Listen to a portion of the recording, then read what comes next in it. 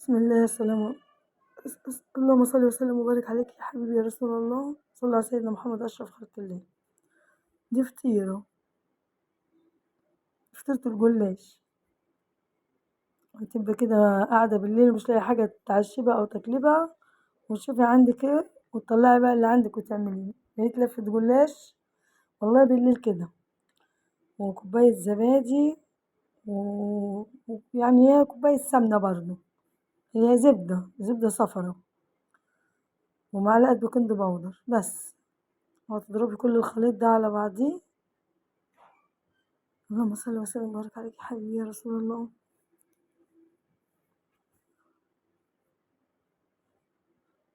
وتعملي بقى فطيرة الجلاش من غير ولا فرد ولا عجن ولا عجين ولا دقيق ولا حاجة أبدا، أسهل حاجة تعمليها. شفت عملتها كده في ثواني. بس تديني معاك الصينية بتاعتك سمنة، وهتفردي وهتدهني كل ورقتين. هتدهني الخليط ده زبادي وسمنة أو زبدة اللي عندك، هتعملي بيه المادة الدهنية اللي عندك. بصي الجلاش عشان كان في الفريزر مقطع، بس طبعا في الأول وفي الآخر دي فطيرة هتتلم كلها على بعضيها، فما تهمكيش عشان هو مش طازة بصراحة. هي كانت عندي في الفريزر كنت عندي من بدري كمان، بس أنا لما مش بلاقي حاجة بقى كده نتعشبها ولا حاجة بشوف، عشان كده بجيب الحاجة أحطها في الفريزر كده لوقتها. يعني مفيش حاجة بتخسر معانا أبدا. طبعا بيبقى حاجة عندك في البيت قومي تعملي. شوفي ورقة الجلاش عاملة ازاي مقطعة كلها، بس برضه تتلم وطلعت أحسن فطيرة.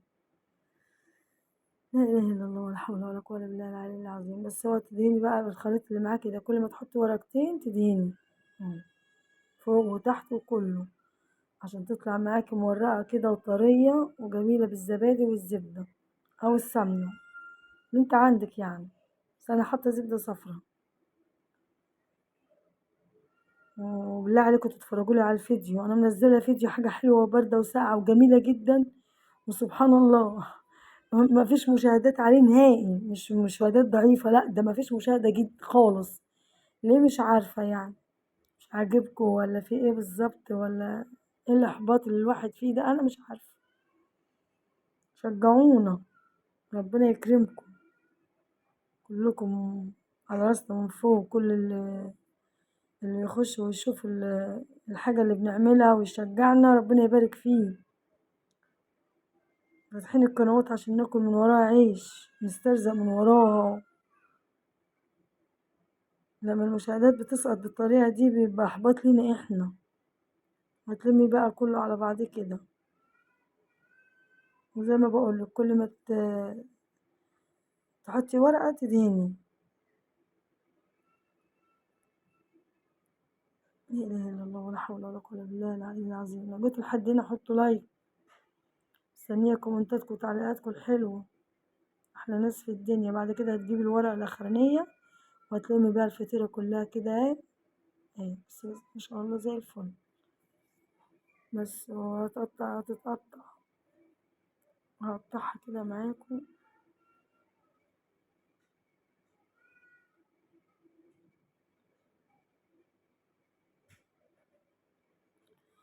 لا حول ولا قوة إلا بالله العلي العظيم. أحلى متابعين وأحلى ناس في الدنيا، شجعوني.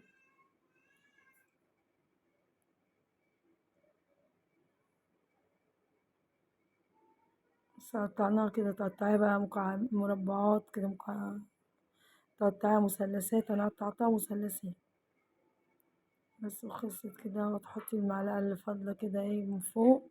طبعا كنت مولعة الفرن، ما خدتش، خدت يعني بتاع ربع ساعة كده. انت عارفين الجلاش ما بيستحملش. كانت أحلى فطيرة.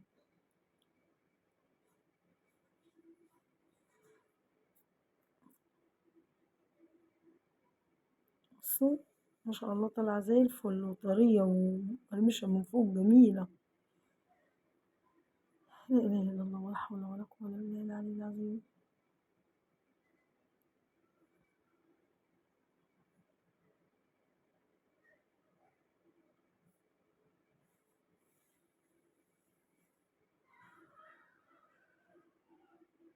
بس جميلة ازاي، بس عاملة ازاي ما شاء الله. سلام حبايبي، تسلمولي كلكم، حطوا لايك لأم أحمد، اكتبوا